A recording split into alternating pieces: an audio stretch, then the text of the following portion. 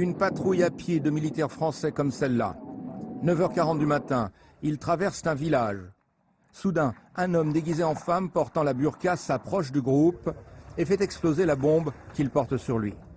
4 Français sont tués, 5 blessés, dont 3 graves. Les unités françaises, le 40e régiment d'artillerie de Suip et le premier groupement interarmé des actions civilo-militaires de Lyon intervenaient en appui de l'armée nationale afghane.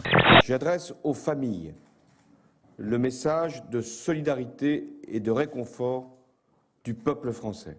Au total, 87 soldats français ont été tués en Afghanistan. 3500 militaires sont encore déployés à Kaboul et dans cette région de la Kapisa. Tout doit être fait pour que nos troupes remplissent leurs obligations, mais avec le niveau le plus élevé de sécurité et la plus grande vigilance pour la vie de nos soldats. Depuis la mort de Ben Laden, Al-Qaïda, c'est vraiment plus que c'était.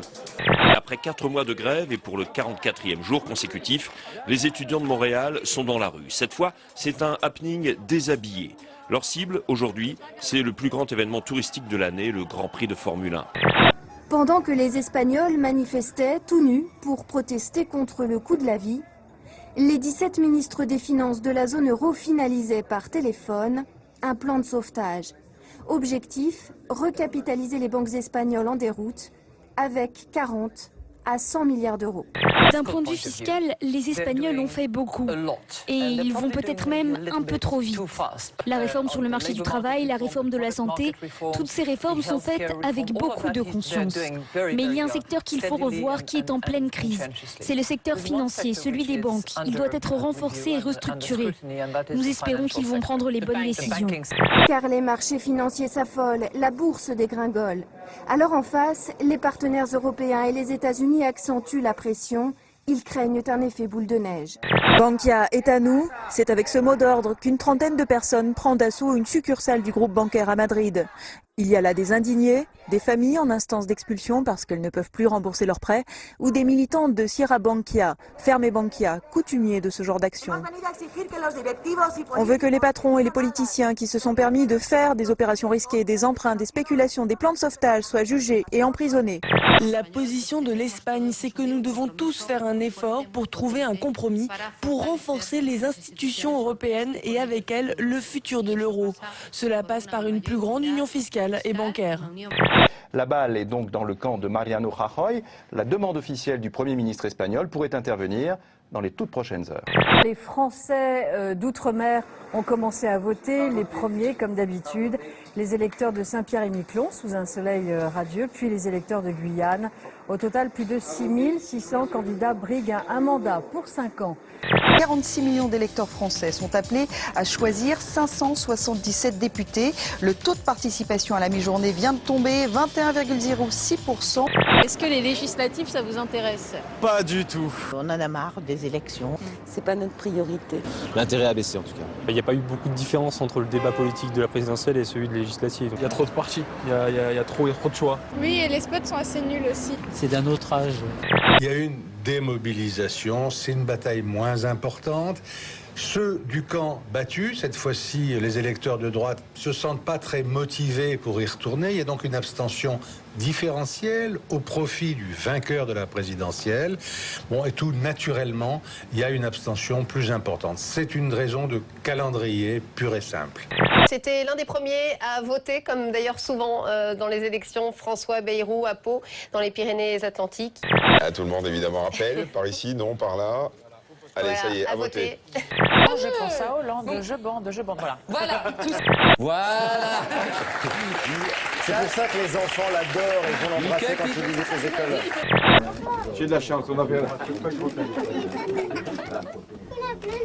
J'ai plein de bisous, moi, je suis le président des bisous.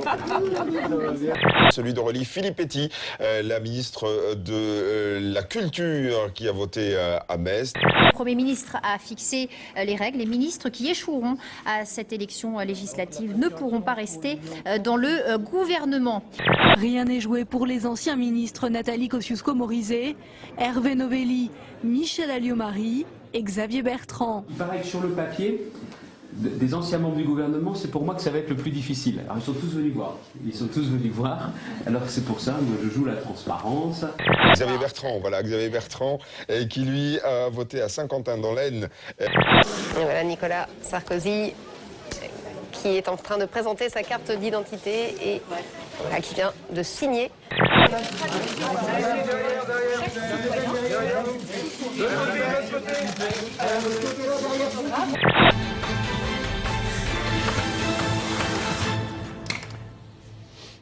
Voilà, vous découvrez donc notre projection de la prochaine Assemblée nationale.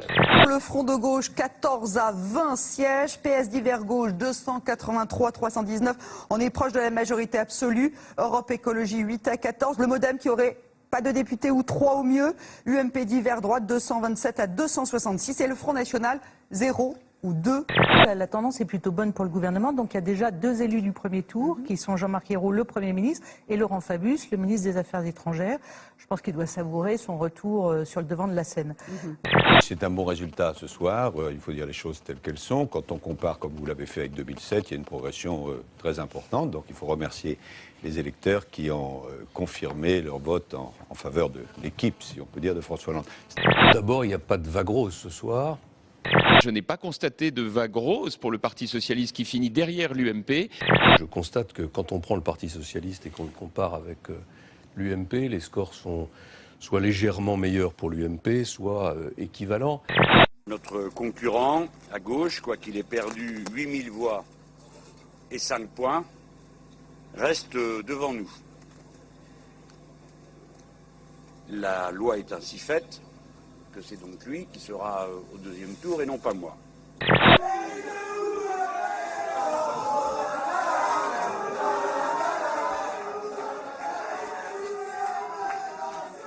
Son échec démontre la déconnexion totale entre lui et l'électorat populaire, qui, dans une circonscription pourtant de gauche, n'a pas adhéré à sa campagne brutale, bobo et méprisante. C'est un très bon score et moi j'ai envie de faire mentir ce 0,3. Moi je pense que nous aurons des élus. Moi-même je suis au second tour face à un socialiste. L'UMP a été éliminé. Je pense que je le battrai. Et je le battrai peut-être même largement.